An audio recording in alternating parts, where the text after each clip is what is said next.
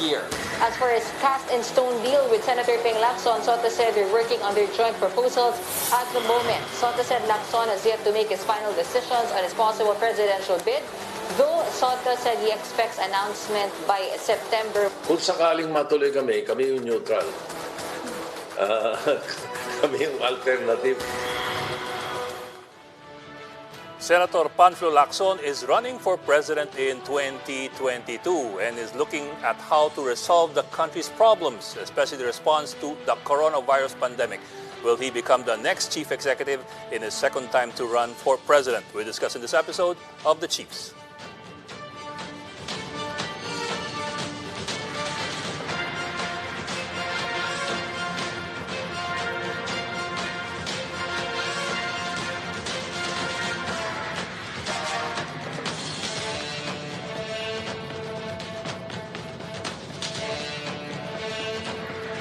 Welcome to this midweek edition of The Chiefs. I'm Ed Lingao, and with me right now here on set is Robbie Alampay of One News. Hi, Robbie. And also with us online are Aming Pamintuan of the Philippine Star and, of course, Lucy Cruz Valdez, the head of News 5. Robbie and ladies, happy Wednesday. Hello, happy hump day. Happy hump day. And I suppose more than the fact it's a hump day, we also finally get to talk to somebody we've been chasing for how many months already? Finally. Made an finally. appearance dito again. Yeah. Okay, tamang-tama. Ayun, pumasok na. Ano, ipasok natin siya. Diretso na tayo. Diretso na tayo. Oo. Okay, we begin tonight. Actually, our only guest, not our only guest, but our major guest for tonight is, of course, Senator Panfilo Lacson. Sir, magandang gabi and thank you for joining us tonight. Yeah, Chief Ed, Chief Robbie, Chief Luchi, and Chief Ami, magandang gabi sa inyo at sa mga nanonood sa ating magandang gabi. Magandang gabi po, Senator. Yes, sir. It's good to have finally the former Chief PNP and isa sa mga chief ng Macho Black sa Senado. Yeah. Sa ating programa. Marami pala tayong chief dito. Sir, let me start off with this. Now, in the last 5 years, kasi people were forced or were being forced into one of two corners. Unfortunately, kung hindi ka raw dilawan, DDS ka. Ganun ang ginawa nilang natin for the last 5 years. Of course, we don't want to paint you into that kind of a corner because it is a false dichotomy. Pero for the benefit of people, where is Ping Lacson in the political spectrum of the Philippines? How do you define yourself to voters? Yeah. Neither yellow nor DDS. Ganun lagi ang posisyon namin kasi independent, hindi lang independent dahil sadya, dahil ang panuntunan namin ni Senate President Soto, kung saan ang tama, doon na lang kami. Kaya napapagpintangan ako, maraming mga troll na inaakusa ako na, alam mo, balimbing, hindi malaman ko anong posisyon. Lagi ko naman ni-explain, hindi ba pwedeng kung ano yung inaakala namin tama, doon kami, mapa-DDS ang takbo o mapadilawan yung pabor. Basta yun ang inakala namin tama, yun ang tatayuan namin. Ang tingin kaagad nila, hindi malaman kung saan. So merong itong sinasabi ko na, pwedeng nagkakamali kami kung yun ang tama o mali. But at least, in our heart of hearts, yun ang alam namin tama at yun ang aming tinatayuan. Sarili ninyo? Yes. But if it were... Go ahead, Robbie. No, I'm curious na po, when you therefore say, and you have expressed that you're open to running, but when you say that you declined, or it's been reported and you've said that you declined an invitation from Isang Bayan to be among the short list of people that they want to consider, just take us through that. What exactly happened between you and Isang Bayan? Kasi may early year pronouncement si ex-Justice Carpio. Ang sinabi niya, hindi ako katanggap-tanggap doon sa kanilang linyada. At pwede lang daw tumakbo bilang senador. So medyo sa akin, I took offense, di ba? And then there came a time na nagpadala ng invitation, dalawang invitations actually. Isa yung as a nominee, possible nominee, at pinagsasabit ako ng 30-seconder plus yung profile. Yung isang invitation to act as a reactor doon sa kanilang may forum sila na ina-arrange o hinanda noon.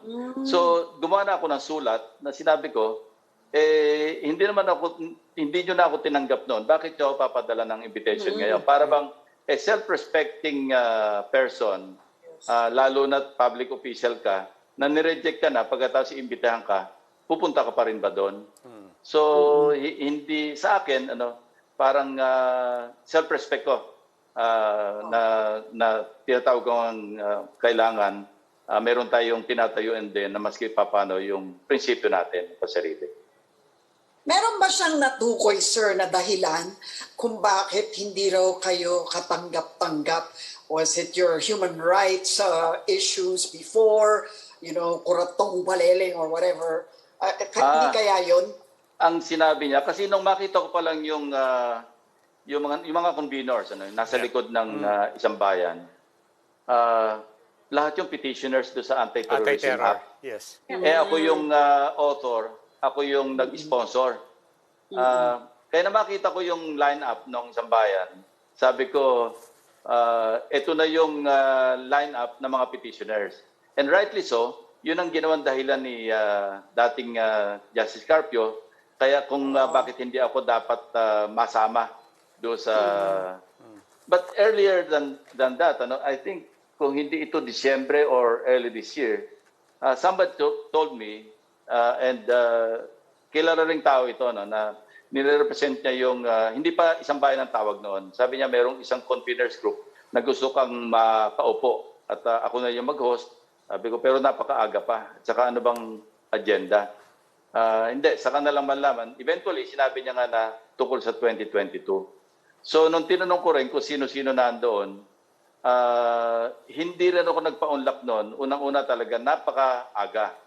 And then, nung in-announce na yung launching ng Sambayan, yun nga yun ang narinig ko mula mismo kay Justice Carpio. So, yun ang nakasaad doon sa aking letter nung dinecline ko na yung kanilang invitation.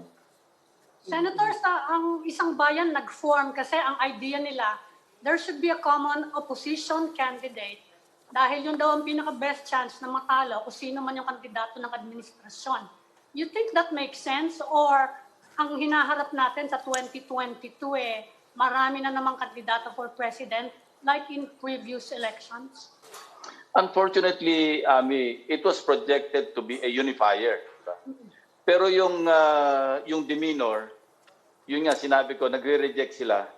Di ba ang tendency mag-divide sa halip na mag-unify?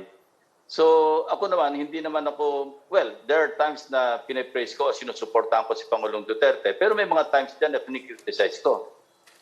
Kaya hindi naman yun na pangunahing dahilan nila kung hindi yun nga tungkol sa Anti-Terrorism Act. Sa akin, trabaho ko yun legislator ako Ako yung chairman ng Defense Committee na naatasan na magsagawa ng pagdinig and then eventually mag-defense sa floor.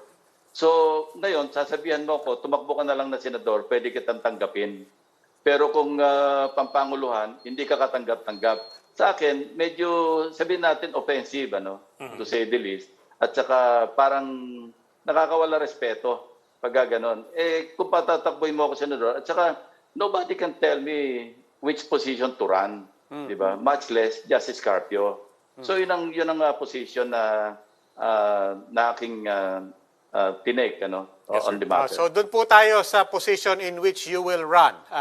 Nakausap din po namin si Senate President Tito Soto. Alam naman po ng lahat na nag-uusap kayo. You've said that you want to run with each other. Nasaan na po yun? Usap-usapan lang po ba yan? Or ito na, wala nang atrasan to? Hindi ganun ang context. Ang usapan namin, kung sakaling tutuloy ako, definite na kami yung magkatandem. No? Kasi mas decidido siya. Nabanggit ko na kanina to before the program started, na early this year, I think January or February, inimbitahan niya ako sa office niya doon sa Senate. Dahil sabi niya, nakipag-konsulta siya sa mga leader niya, sa mga supporters, at may mga pangalan siya mga binabanggit. Ang sinabi ko sa kanya, ito, tapatan ito, sinabi ko na, actually talagang, maski meron pa ako isang term, ayoko na, sabi ko. Sasabay na lang ako sa inyo na umalis. Kasi at that time, hindi pa naman siya open sa pagtakbo bilang Vice President.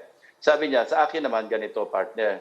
Kasi talagang, ang hangad ko lang, ang gusto ko iwanang legacy, kasi ito na yung twilight na sabi natin ng we will cap our career sa public service o sa gobyerno o sa politics by going for the vice presidency. Sabi niya, hanggang doon lang ako because ang aking legacy na gustong iwanan, yung sa illegal drugs, sabi niya. Dahil alam ko kung paano itakil yan.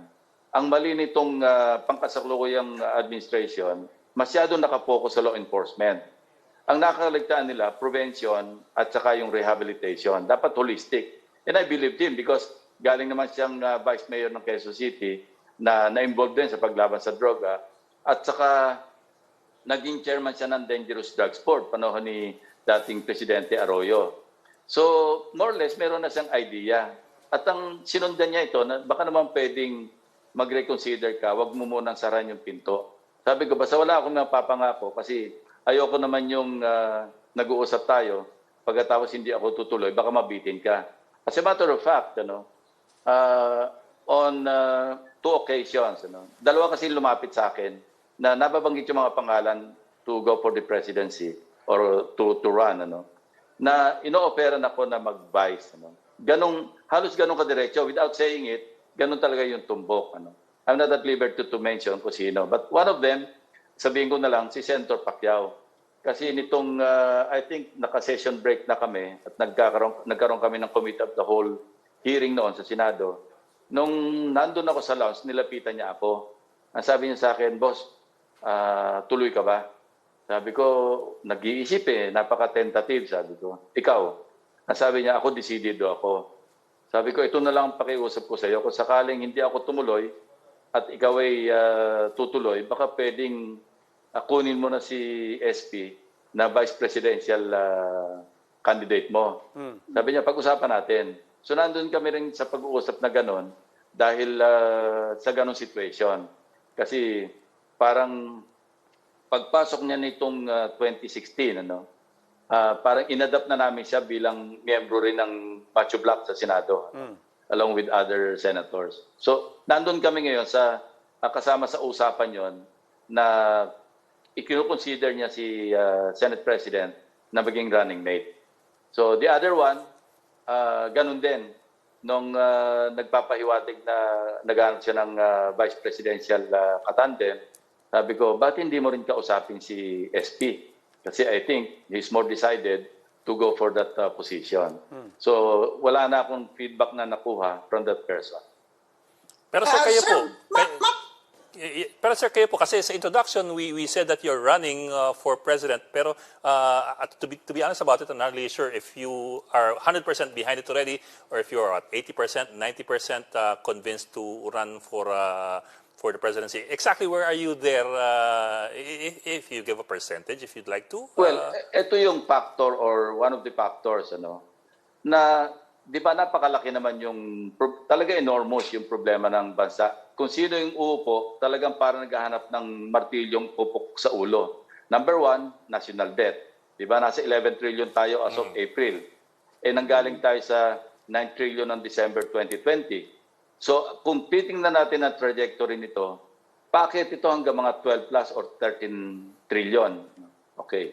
Yung Mandanas ruling, ito yung pinag-usapan na namin Senate President ito. I don't know kung iniisip din ito ng ibang nagpaplanong tumakbo, or ini-egg ng mga supporters na tumakbo. Yung Mandanas ruling, pagdating ng 2022 kasi, papalo na ng 848 billion yung IRA. Kasi taon-taon lumalaki yan dahil because of the population. Kasama sa computation. Pag dinagdag mo pa yung Mandanas sa ruling sa IRA, mahigit 1 trillion. So, right away, you take off 1 trillion, more than 1 trillion pesos from the national budget para sa IRA. Then, yung military and uniform personnel na pension. Ang seed money kailangan doon, 9.6 trillion pesos. At kung hihimayin mo, spread mo na ito ng 20 years, napakalaki ng dent sa national budget. And then we have the West Philippine Sea problem na nandiyan na, headway na talaga yung China dyan. Kasi maski sabihin pa nating aalis, pero pagbalik, mas marami pang vapor ang makikita natin. There are so many problems that we have to consider. Yung revenue natin talagang down. From a target collection of 3.25 trillion as of December 2020.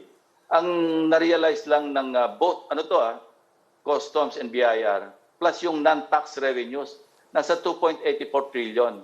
So short na short tayo. And then yung expenditure natin, because of the pandemic, nakakautang na nga tayo para sa vaccinations lang, sa vaccines lang. 57.3 trillion. Ang nakalagak na budget sa GAA, 82.5 billion pesos. So ang nautang na natin 57.3 and hindi natin alam kung uulit pa itong cycle ng vaccination. Kasi hindi natin alam eh. 'Di ba kung herd immunity. Ang sabi nila and I'm thankful kay Secretary Dominguez, siya yung pinaka upfront na nagsabi sa amin kung ano talaga yung presyo ng bakuna per dose. Kasi yung ibang tinatanong namin, sina Secretary Duque, even Secretary Galvez, ang sinasagot sa amin, NDA, Non-Disclosure Agreement. And we respect that. But pagdating kay Secretary Dominguez, sinabi niya na, ito yung average cost per dose. Dahil ipinasok na doon, pinactor in na yung, libre yung 68 million kasi eh. Ito hindi napapag-usapan dati. From the COVAX facility, patapos yung participation ng private sector, ng private sector, 68 million doses na yung libre na. So ang babayaran na lang, bibili na lang ng gobyerno yung remainder kasi ang computation nila para makaroon ng herd immunity, 117,000 doses. Ang computation naman namin, kasi nagsangguni kami sa PSA, after the fact na ito, after nung committee hearing namin, Committee of the Whole, ang sabi nila, ang kailangan mabakunahan, adult population, 83.8 million Filipinos. Ang pinanggalingan noon, yung 108 million Filipinos na yung total population. But when we check with the Philippine Statistics Authority, lumalabas ngayon na 62% lang pala ang adult population. Hindi pa sa 108, 110 na namin consider because noong March 28 na nagsagawa sila ng census, ng survey, ang projection nila for July 1, tomorrow, 110,198,000 Filipinos. Kunin mo yung 62% noon, yung adult population, nandun lang tayo sa 68.2 million. Kung kukunin mo yung herd immunity na 70%, nandun na lang tayo sa mga 47 million. So kung 47 million at 446 per dose, so i-multiply mo ng 2, dahil 2 doses tayo, 892. So sobra pa pala, kung herd immunity habulin natin sa adult population, sobra pa yung nautang natin. Pero nanghihingi pa uli sila ng another 25 billion. Ang sabi nila, ito'y para naman sa mga 12 to 15-year-olds. At hindi pa siguro pang third phase pa yung 16 to 17. Yun ang tinitingnan natin na parang kung ipoproject natin, pagsamasamahin natin yung problema, sino ba yung hindi panghihinaan ng loob? So kami ni Senate President, nandun kami sa puntong nakipagkonsulta kami doon sa mga knowledgeable, yung mga experts sa kung ano yung pwedeng maging solusyon sa mga hinaharap ng bansa. At kami, tuloy-tuloy yon, talagang ongoing yon. Nakakakuha kami ng mga feedback, ng mga recommended solution, at yun ang pinag-aaralan namin. Kasi ang usapan namin dalawa, kung papasok tayo dyan, paano kung manalo tayo?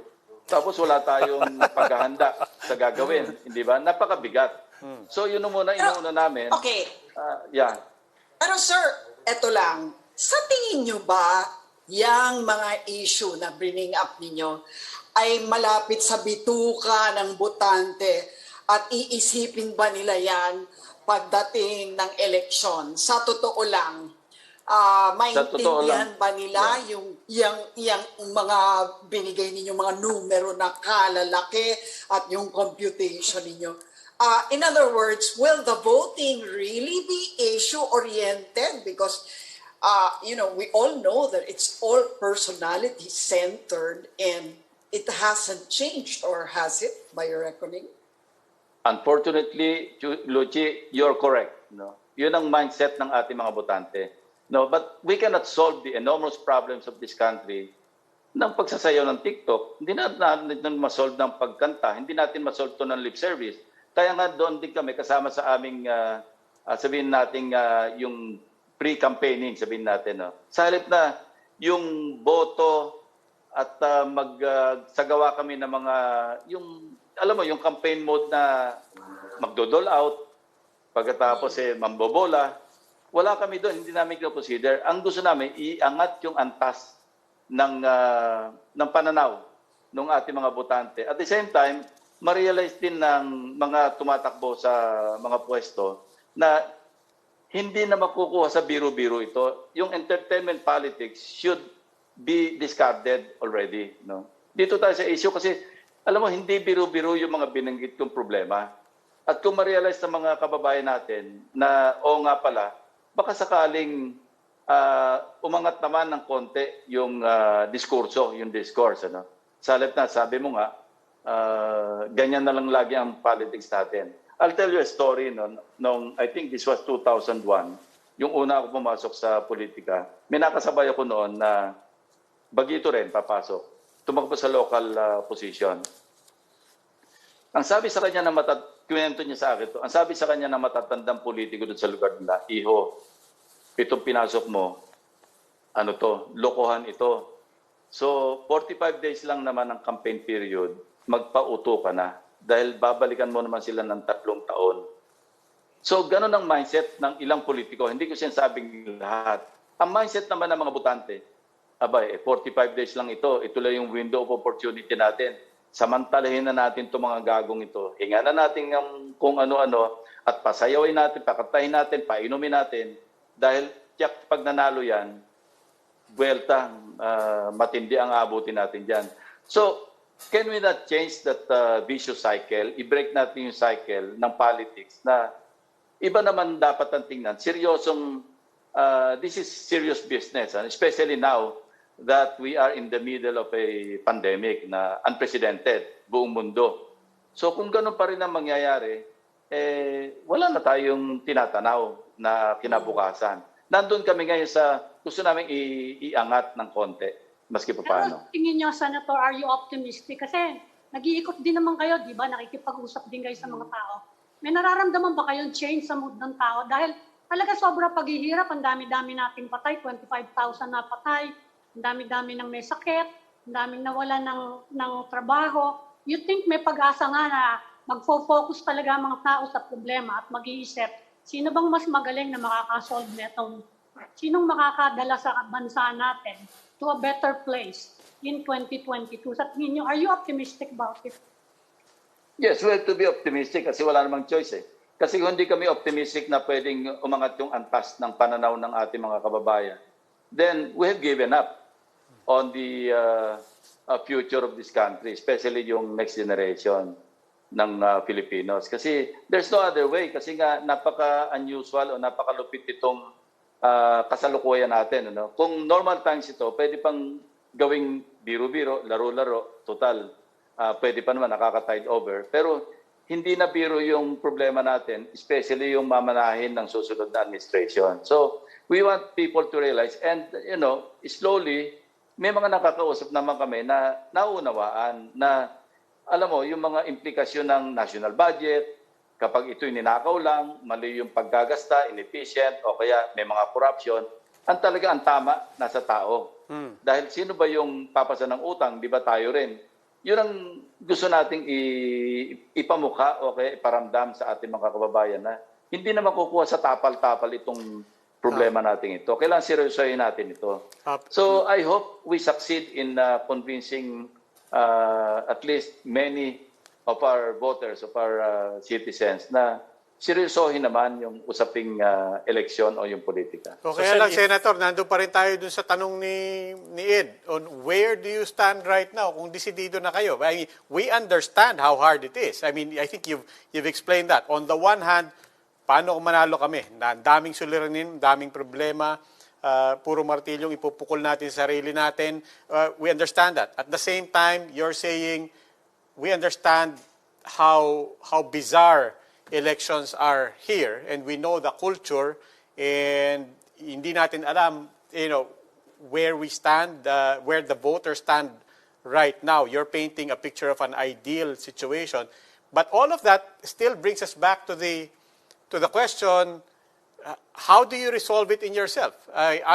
Given that you have an understanding of the immensity of the problem and how to win in the elections, we're still there. Nasaan na po kayo in processing that? And how far are you from saying, sige, alam ko yung haharapin ko, manalo o matalo, and therefore, eto na ako, handa na ako mag-decide? Well, to be very honest about it, no, may mga gising ako umaga na parang ganado. Na okay, kasi probably the day before may nakausap na isang expert sa, sabihin natin sa economy o kaya kung ano man yung mga issue na involved dito. Meron mga umaga naman na ang gising, parang ayoko na. Alam mo, napakahaba na rin pa nito. Bigyan na natin sa mga mas bata. At yun nga, nakakawalan loob din yung mga problemang hinaharap. So, we're still in that process of, discernment, and then at the same time, educating ourselves by consulting with the so-called experts. Yung alam nila yung business nila.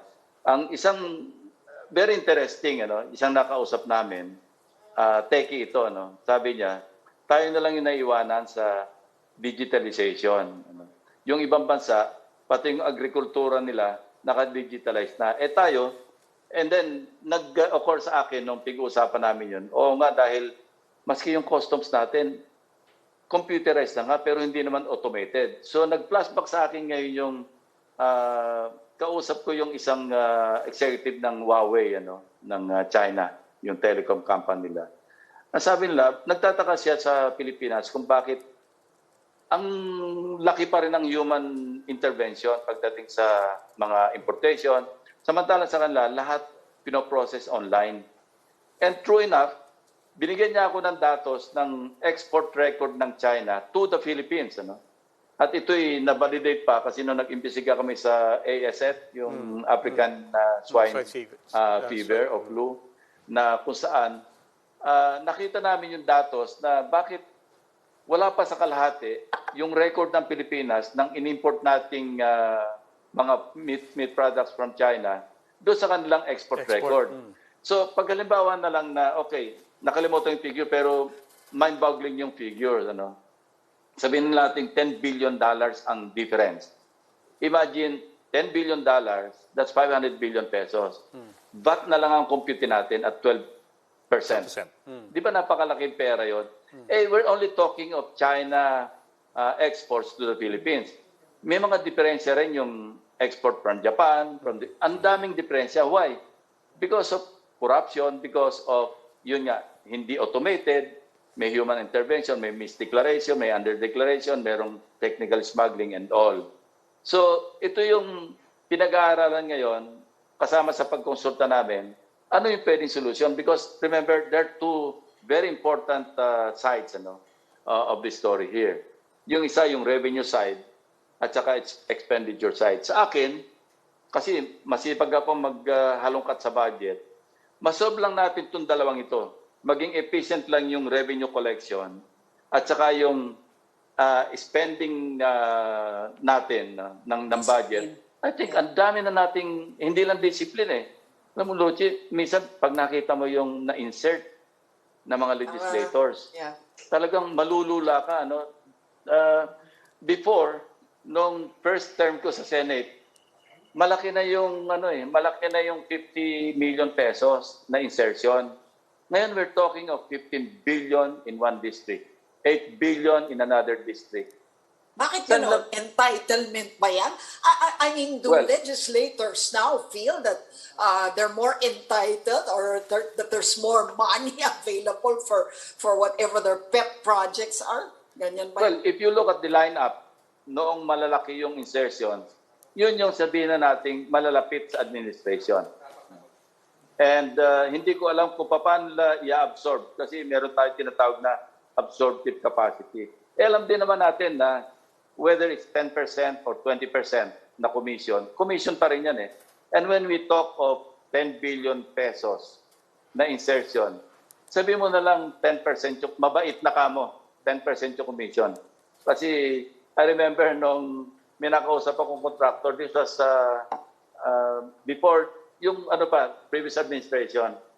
Yan, si congressman na yan, mabait yan kasi 20% lang yan at saka sumusunod sa usapan. Sabi ko, gano'n na bang kababaw ang kaligayahan ng kontratista? Kasi yung iba raw, naka-advance na, magtatalo sila pa sa usapan. So ito yung mga day-to-day experiences, mga testimonials, mga Yes, sir. naririnig natin na hindi naman natin ma-ignore. So, Sir, yun nga. Sir, if you do decide to run, sir, ano po yung inyong number one platform, agenda, or whatever you want to call it? Of course, it's going to be about corruption from your discussion so far. Definitely. Pero in specifics po, kasi po, every election, all the presidential candidates will all say that they are against corruption. In specifics po, Correct. how do you intend to address that issue of corruption? For example, pork barrel, it's illegal now, but there are other ways of going about it. Diba? So, in specifics po, what do you have in mind? Ang nakakatawa nga, Ed, maski yung anti-corruption din ang sinisigaw eh. Lahat anti-corruption eh.